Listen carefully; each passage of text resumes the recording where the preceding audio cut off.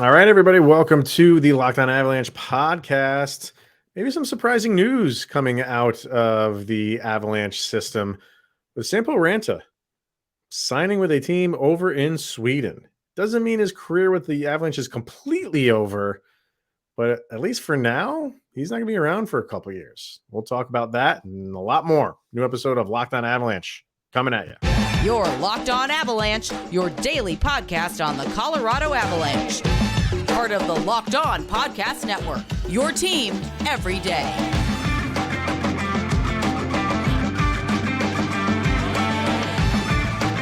All right, everybody, welcome to another episode of Locked On Avalanche. We're part of the Locked On Podcast Network, your team every day. Thank you for tuning in, making it your first listen of the day. That's always appreciated.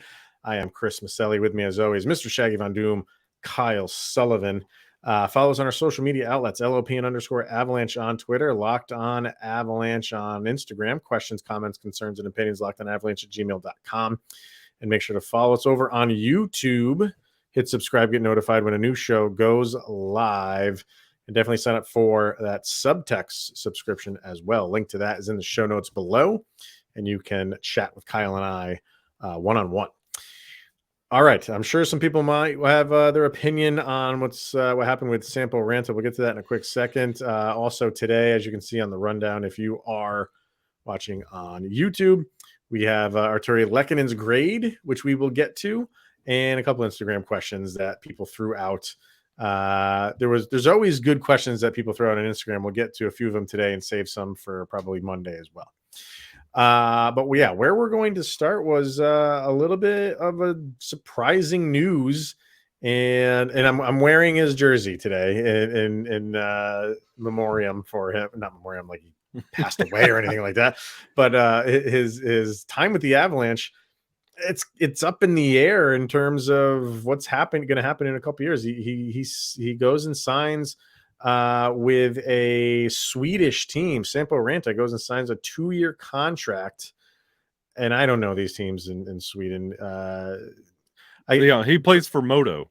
MoDo is the name, which I kind of want a MoDo jersey. I don't even know what they look like. But they're good. They're really, really good. Yeah. It's going to be a good landing spot for him for sure. All right. And credit to Megan over at DNVR for breaking that news. Which I don't think anybody really saw coming. It's not like he's been tearing it up for the Avalanche, but he's still a younger guy, and he was given an opportunity, a couple opportunities, and just never seized them. And I don't think this was an Avalanche. Like, clearly they're not going to tell him to go sign somewhere else. I think this was him kind of saying, like, I feel like I can maybe progress more and get more playing time and be more of an impact to a team if I go sign with this Swedish team. And that's what he decided to do. I could kind of understand that with his 2 years of Avalanche action. I think it's been 16 games between the 2 years. He hasn't registered anything on the board when it comes to those 2 years. Didn't he have he had a goal, but yes. I think it was called back. I think it was like an Alex Newhook offsides or something like that.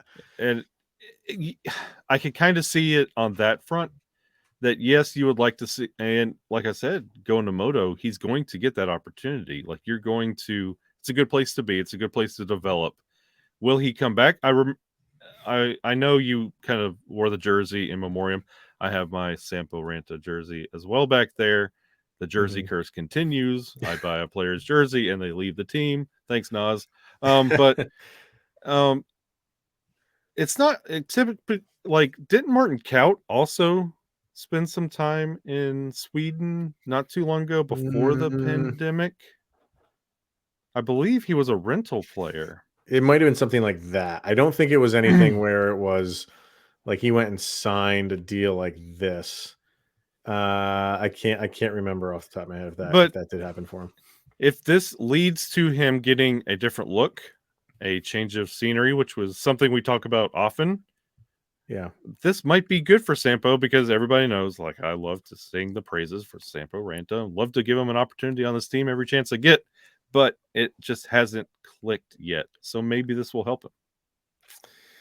It could, and it's not, like I said, it's not completely over for him. And what happens here is the Avalanche go through, and then they still retain his rights. There's a system to it, and they have to qualify him and things like that. And so basically, when that contract is over with MoDo, he can say, like, and he wants to come back to the NHL, he's still property of the Avalanche. So it's not like the door is not completely shut for him to come back. But one has to wonder, like, if he does well over there and he's happy, and I don't know what the money is like in a league like that, and he would make more there than here. It would then have to be a decision on his part. Do I want to stay where I am? My stats are going up. I'm playing more. I'm making more money, or the pull of possibly playing in the NHL is always going to be real. Do I do that? He's going to have a decision to make in a couple of years. So it's not completely over for him and the Colorado Avalanche, but this just go like, and we're going to get to the Instagram question a little bit later on that kind of alludes to this in a more roundabout way. You know, he likely was going to be one of those guys that gets invited to camp, right? And whether or not he would have made it, probably a long shot, but you never know. You never know when it clicks for guys and they're just given an opportunity.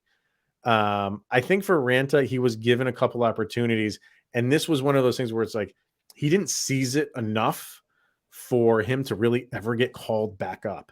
And with all of those injuries that the Avalanche had last year, he didn't get many looks. Is this, I don't want to downgrade the guy, but is this really like a huge deal going forward for the Avalanche for the next couple of years? If I'm not mistaken, Peter Forsberg also has something to do with MoDo. Oh, really? So this could end up. So there's a connection there. There's a connection, and it could help Sampo's development, and it also frees up some more roster spots in Loveland. This is not so much of a huge Avalanche issue. This answers a question, because going into this offseason, into training camp, the Avalanche have a roster full of questions. You look at the roster and you don't know how it's going to be comprised. You just got an answer. It's not going to have Sampo Ranta on it for at least 2 years. Right. And that's my question. Like, how big of a deal is that? I think it was one of those guys that we really kind of had high expectations for when they drafted him.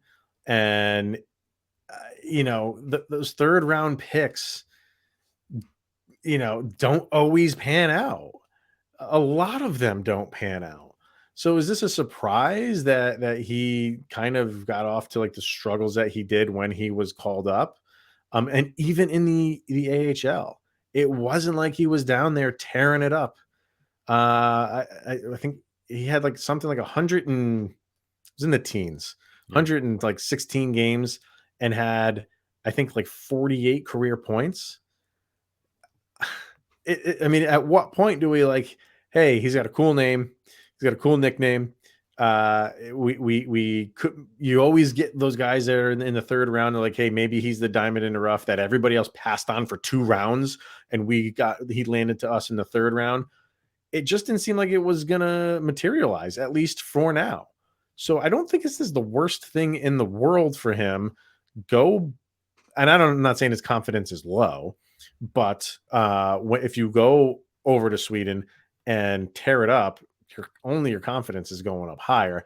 And then if you want to return, you get a better Sampo Ranta back if he wants to return, if it all goes well for him in Sweden. Yeah, and you don't want to keep, for lack of a better term, babysitting players. Like, we're going through this right now with Alex Newhook. Like, you have all of this potential. You're given all these roster spots. You're giving these opportunities, and it's still not working. We're asking you to play NHL level hockey, and it's just not clicking. Like, Alex Newhook finished the year on the 4th line. It's the same thing with Sampo Ranta. Like, it's there, but you're waiting for it to click. And you're asking, okay, we're giving you just mentioned all the games that he's logged in the AHL. Okay, when are you going to make this next step? Like, he's already answered that question for you. The Avalanche now they can kind of temporarily put it to the side and say, okay, let's comprise this roster without Sampo. We don't have to put all this time and energy in coaching him up and getting him NHL ready. He wants to go play for MoDo. That's fine. You turn and look at the Eagles and start developing there, and maybe something clicks and if it never clicks for Sampo over with MoDo, then that answers everything. And when he comes back, I don't know what you have an expect. AHL player. Yeah. You have a career AHL player if he wants to come back. And So that's even if the Avalanche, if it fails over there for him, I mean, the Avalanche have his rights. They just might not like renounce his rights or trade him away or something. Like, hey, it's not working in the AHL. It's not working in the NHL. It's not working over in Sweden. Somebody else take him and see what we can do with him. So I don't think it's going to go that far, but yeah, we'll just have to wait a couple years to see how this thing pans out for him. So I wish him the best, and he's, he's was a part of the team, so you obviously root for him. So I just hope he can go maybe right to the career and come back and see what we got after that. That's what we hope for. That's what I was going to say to close it out. Sampo chose this. The Avalanche did not tell him to go to MoDo. This was something Sampo decided to do. So let him go on his little journey, and we'll see what happens. Yeah, exactly. All right, we're going to hear from Birddogs, and then we're going to get to Arturi Lehkonen's season grade. And with Birddogs, Kyle, I'm honestly not kidding you, people. Kyle texted me. We text all throughout the day. There they are. He texted me just how much he's in love with these Birddog shorts randomly. Yep. Like we'll be talking literally, like we talk obviously hockey and Avalanche hockey, and I'll get the random text. Dude, these Birddog shorts are still amazing. Yep. I spread the gospel of Birddogs. I'm like, have you heard the good news? Yeah. So guess which pair I'm wearing today? It's 50-50. Yeah, they sent us a couple pairs. They are the three things. I keep saying this with Birddogs: fit, comfort, and versatility. They fit fantastically. They feel amazing. They're made out of really high quality materials. The comfort is just off the charts, and they are versatile. You can wear them all day long and do multiple things, either around the house, out and about, go out to a nice dinner, and you don't have to change your pants or your shorts. And right now, you can go to birddogs.com/LockedOnNHL and enter the promo code LockedOnNHL. And they're going to throw in a free custom Birddogs Yeti style tumbler. Show it to the people there, Mr. Shaggy Von Doom. That thing is gorgeous. It blends right in with that Peter Forsberg Nordiques jersey back there. Yes, that is dark Nordique blue back there with the logo stamped on the bottom. Still impresses me. Definitely go to Birddogs. Get some incredible pants or shorts. Birddogs.com/LockedOnNHL. Promo code LockedOnNHL and get that sweet Yeti style tumbler. All right, as we make our way through the season grades for the Colorado Avalanche, next up is Arturi Lehkonen. And let me get it on the screen here for everybody. There you are. If you're watching over on YouTube, there you have it. So it's a mixture. It is a mixture of grades here. On Instagram, 51% went A. On Twitter, 48% went A. On YouTube, 42% went B. You went with a flat B, and I went with an A minus. So what is your take on the season from Arturi Lehkonen? 57 points. That's career best for Arturi Lehkonen. That he had an incredible year quietly. Very well said. Yeah. It stands out that it was a quiet career best year in points when you had so many injuries on this team. He contributes, he hustles, he's clutch, he does everything you ask. the reason I gave him a flat B, again, with the injuries, there were so many times that you wanted him just to take that next step, like to put the team on your back, though, and he just didn't. And I just wanted to, you're consistent, you're great, 57 points. That's exactly what you want out of that, that second line. Mm-hmm. But just a little bit more. It's just and the 57 points is including the playoffs. And that's in 71 games, which is including the playoffs. So I think it was weird. 54 regular season points, 51. So. 50 was it? No, I mean, but bring it up. It doesn't matter. But I mean, the thing, like, I like how you said it was like quiet. Yes. And I think there's some part of me and probably some other people out there that wanted him to, like you said, like put the team on his back, like Mikko Rantanen style. Yes. Like that was visible game in and game out that Mikko was like, I know we got a mountain of injuries. Come with me, boys. Like we'll get this. And Lehkonen was one of those guys that like kind of followed Mikko along. Yeah. And it would be a tough task for anybody to match the production that Mikko was doing. So, but what Lehkonen did, I thought was what the team needed. Mm-hmm. So, I mean, he wasn't that point per game guy, but he can be that. And I think he will be that as, maybe even this next season. I think he can get to that point. His defense is really underrated. And his forechecking next to Nichushkin is the best on the team. And there were moments where Bednar would put Lehkonen and Nichushkin on the same line. And I did not like that. And I understood it. And it was a good line when they were together. But I just like the two-headed monster of, when you have that one player that's up there pressing on defense, having the opponent have to deal with two guys in a row, doing that in Lehkonen and Nichushkin. But at the same time, when you put both of them on the same line, that's a nightmare for other teams to try to navigate to because they're so good defensively. So yeah, his offensive numbers, I would have liked to seen them been up a little bit more because he had a lot more on his shoulders because of all the injuries. I would have liked to seen them gone up a little bit. I can live with where they're at, but it doesn't take away from what he brings to you defensively. I do like his defensive play. And we always talk, when we talk about defensemen, we talk about, well, offense isn't everything. It's how you play defense. Well, defense isn't everything as a forward. And with you being bounced in the first round, you kind of want some offense from somebody that isn't Nathan McKinnon and Mikko Rantanen. And I mentioned that it was a quiet career year. Lehkonen needs to have more loud games. Like if you could have JT Comfer, like 2-goal hat trick kind of games, you can have that weird 4 or 5 point game that comes out of nowhere. You know what I mean? Yeah.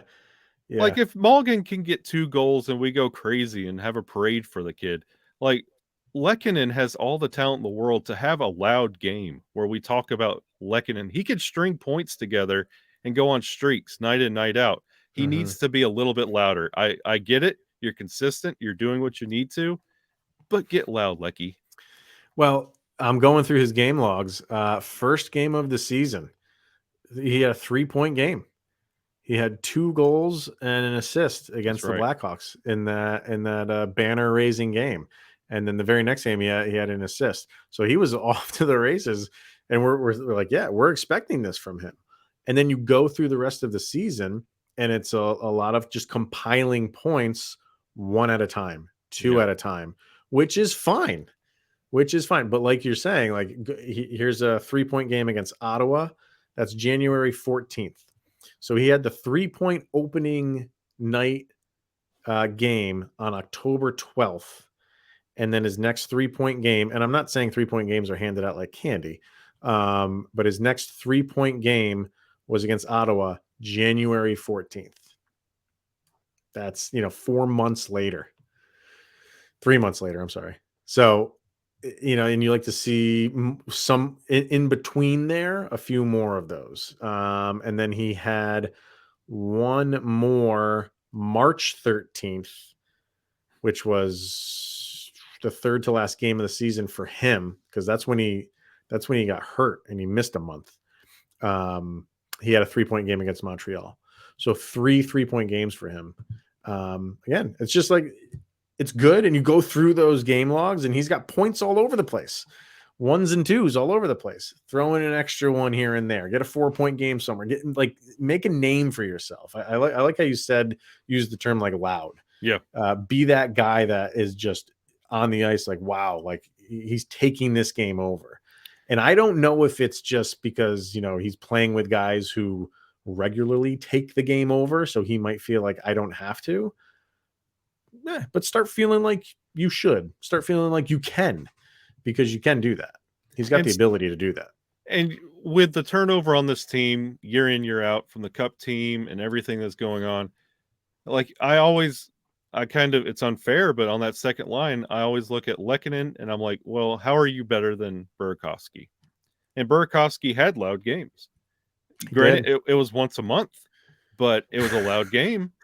And he had 2 or 3 games, or he would have a 2 or 3 assist night. And it's a baseball stat, but like the wins over replacement, it's the same. It's how I view these grades. Like, okay, we don't have Berkey, and I think it's the Nas. Losing Nas is how I look at the team. Are we improving or are we getting worse? Berkey had loud games, but then he would go invisible, but he'd still contribute at the Lehkonen pace of these slow little, just drips here and there and there. He can compile more of these. He's just got to, and I expect that next season. I expect this grade to be much higher as well. I was just going to say, I want to see where he goes next year. He's 27 years old, right? He just had a career high in points. How do you follow that up? When you're at that age and you've had your career year, what's next? And I think he can continue to increase his production. I really do. So, all right, that's the grade for Arturi Lehkonen. What say you, Avs faithful? Comments in the YouTube section below. I'm sure you're going to have a lot to say about that. All right, let us hear from FanDuel, and then a couple questions we'll get to from the Avs faithful. I'll say Faith FanDuel. Yeah. Faith FanDuel. When it comes to FanDuel, make a fast break to FanDuel during the NBA playoffs and more so the NBA finals, because right now new customers can get a no sweat first bet up to $1,000. That's $1,000 back in bonus bets if your first bet doesn't win. And I can only imagine what's going on in Nuggets Nation right now. And I, everydayers know I'm not the biggest NBA fan, but hey, if the Nuggets are in, you gotta pull for them. So I'm assuming there's going to be a lot of action over at FanDuel, and it's looking like, Miami didn't officially get in, right? No, and the Celtics are, at time of recording, they are winning that game, so they're making it difficult. Yeah. I didn't even know that game was being played as we are recording this. So, there's a hockey game being played, so I don't really care if there's an NBA game going on. But there is an NBA game going on. So Miami is struggling to close this thing out. Oh, boy. Yeah. In the words of Christopher Lloyd from Angels in the Outfield, I'm always watching. So I think a lot of people thought this was going to be a Nuggets Heat. It still probably will be, but I think either way, Nuggets Nation is pretty happy with what the Nuggets, the matchup. Let Joker and Jamal Murray rest. What do you think if it's Nuggets Heat? How many does that go? You're the expert here, not me. It's probably a 5 or 6 game Nuggets. Like, the Nuggets are really, really good. Yeah, and if it's Nuggets Celtics, they're going to sweep the Celtics. Whoa, and the Celtics are the better team, right? The Celtics are very emotional. Better team other than Miami. Yeah, and the Celtics are very emotional. Yes, they are. All right, well, we'll have to see. So there's no better place to bet all the playoff action than America's #1 sports book. Once again, go to FanDuel.com/lockedon and get the no sweat first bet up to $1,000. That's FanDuel.com/lockedon. FanDuel, the official sports betting partner of the NBA.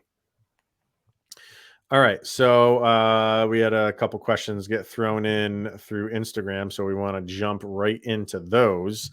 Well, we talked about Sampo.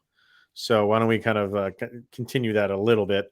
And what's the name? Collins Wellness. There you go. Collins Good Wellness. name. Yeah. Which Eagles player would you most like to see get a chance for the Avs this year? Yeah. So what do you think? And if we had answered this yesterday, I'm sure one of us would have thrown out Sampo because we root for the guy. It probably would have been you, but we root for the guy. But that can't be an answer right now. So who would it be?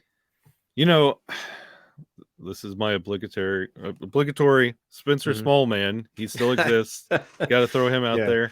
Right. Honestly, thinking about it, with the year that he had, the brief appearance that he made, I would like to see Callahan Burke take a step up. And they called him up for a couple games, and he was last year, and he wasn't bad.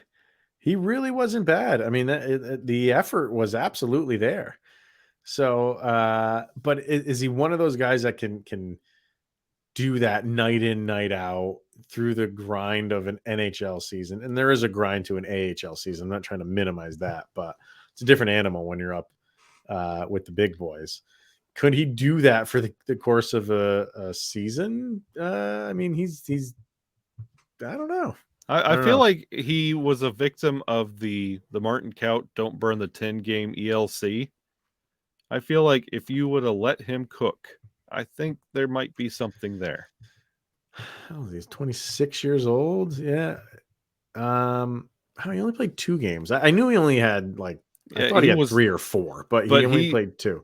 He made an interesting debut, and then his second game was also he stood out, and a lot of players don't. Yeah. So, all right, I wouldn't be against that one.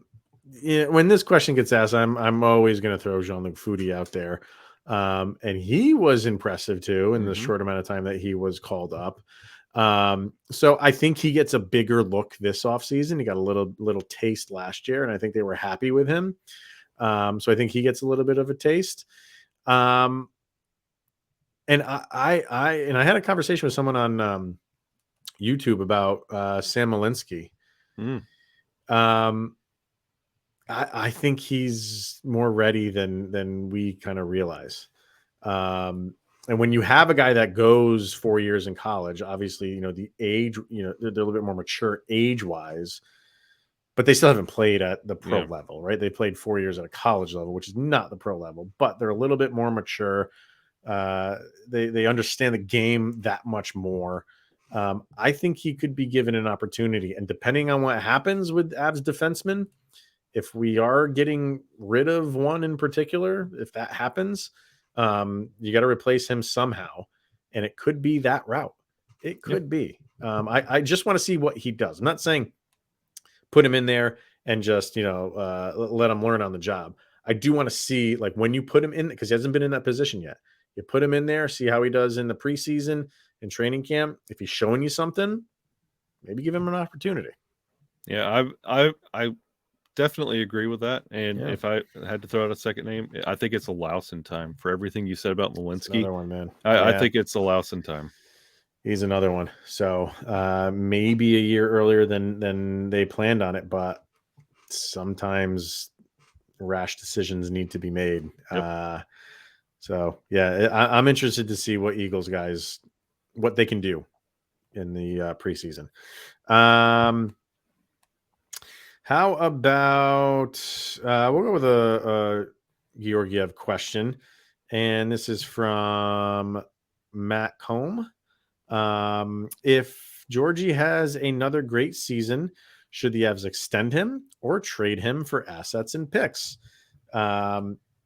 They got a couple more years with his, I think 2 more years on his deal, and it's a sweet one. 3.1, is it? 3.4, sorry. 3.4, 2 more years left on that. The Avs have kind of shown they don't like to overpay for their goalies. This is just going to come down to money. Yep. This is going to come down to how much he wants, how much the Avalanche are willing to pay. For how long? It's I don't know if they try to extend. I think he will have another good season.